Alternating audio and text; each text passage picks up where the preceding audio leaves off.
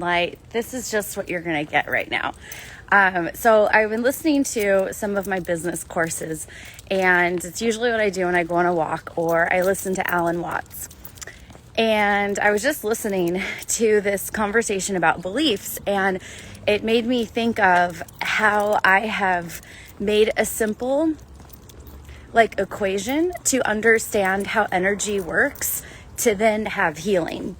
So basically it's this, that there's a positive and there's a negative to everything. And I think of how this gets distorted with our body and with what we're doing with our self-care, whether we're avoiding it or whether we're doing too much. And then if we're avoiding or doing too much, there's an opposite reaction that's equal to the amount of avoiding or too much in our habits that we do. So for me, everything is very matter of fact, cause and effect, this equals that. And that's the only way that I've been able to deal and feel and remember the reasons why I have had such painful emotions stored in my field. And if the idea of having emotions stored in your field is really new and it doesn't make sense, you can look up the book Emotion Code. It's by a chiropractor, and he goes through exactly how the emotions are stored in the field and how to release them. So this is like an actual scientific thing that I'm talking about, of emotions being stored in the mind-body field. So anyway, so my equation-like mind is how I've been able to deal with the things that have hurt me in my early childhood development. So here's what I want to say. There's a positive and negative charge to our body, to our experiences, to our emotional state, just like there's a positive and negative charge in a subatomic part, in an atom. So basically, you are the atom of your positive and your negative energies in your body. Suri is like, why is Suri talking to me if my face, my computer face or whatever this is covered? Anyway, sorry. I don't think you heard Suri because I've got my earbud in. So you being the manifestation or of a positive and negative charge shows up in the behavior of the things that we're doing to try to avoid a feeling or try to overcorrect a feeling. Because as I've gone through the emotions and investigated them on the emotional scale, you can measure them and you can look at opposite emotions and see what it is that you're actually after when you're experiencing your pain. And the people that I've talked with and the different spiritual and scientific stuff that I've gotten myself into, it basically comes down to self-worth. If you're worthy of being part of the tribe, in the community, and self-esteem. If who you are as an extension of source energy, as unique and amazing as you are, is acceptable to you. And so if we look at self-esteem and self-acceptance, that has to do with the meaning that we created in our body when somebody projected onto us what they didn't like about themselves that we reminded them of. And because we're little and that emotion gets stored in our field, we equate that feeling that they're shooting at us from their body onto ours as, I am not okay. So then it messes with our self-esteem and our self-acceptance. And if you are similar in mindset to me, you take this information and you're like, well, how do I fix it? How do I fix it? What do I do? And I realized recently that we can't fix what is projected at us. And I know a lot of people have figured that out a lot sooner than I have. And they're the people who can move on and rebuild their life really quickly after something bad happens. And I've been able to do that with certain areas of my life, but not like the whole, right?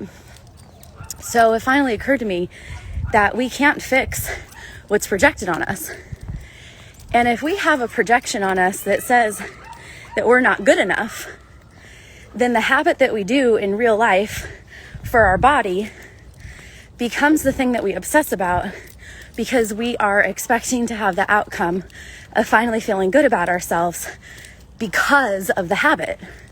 So this is how like stuff gets so distorted with our body image and exercise and food, because we're thinking, we're subconsciously, or maybe even the unconscious, maybe like that part of us in the moment when we got hurt, there's still a part of us in that moment that's alive, that is looking at the habit. So this is deep, deep, deep. So unconsciously, there's a part of your inner child that's looking at the habit that you're about to do for your body with the expectation that if you do this habit just perfectly and you get the outcome, you get the body that you want, then this feeling that got projected into your field years and years and years ago will go away. But it doesn't work that way. We actually just have to let go of it. like there's no amount of work you can do on somebody else's emotion trapped in your field. You just have to let it go.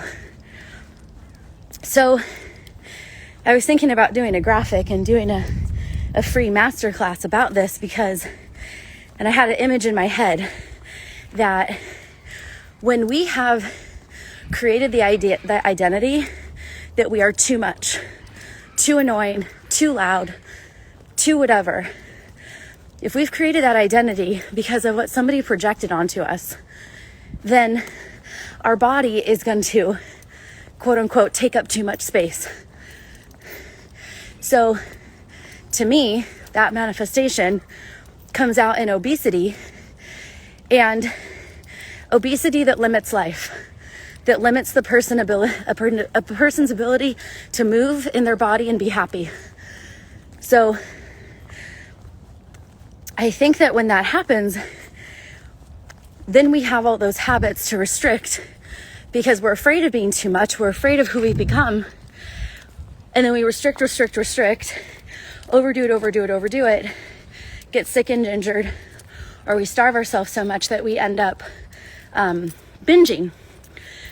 But then what happens is we will always be in a body or in a feeling that is too much. And then the other side of it is if something happened to us where we were made to feel not good enough, then it's like, these are from both my experiences. Then it's, what can I do to constantly prove that I am good enough? How fit can I get? How strong can I get? How good at Pilates can I get? So that I will get rid of this feeling in me that says I'm not good enough otherwise. So it's literally so simple. It is a math equation. And the group coaching programs that I've done with people on this subject have all been really high level. And we're doing stuff energetically that I'm blown away by, and I'm the one teaching it. And so what I want to do is break it down in a 3-part equation, because you can look at your emotion and your mind-body field of your mental, emotional state with your brain and your heart, and you can go into it just as strategically as you can with macros or with weightlifting. So I had that thought, I want to share this with you now. So then later today, I'll start putting it together. I'm still going to DM the people who switched to this account really quickly to invite them to it.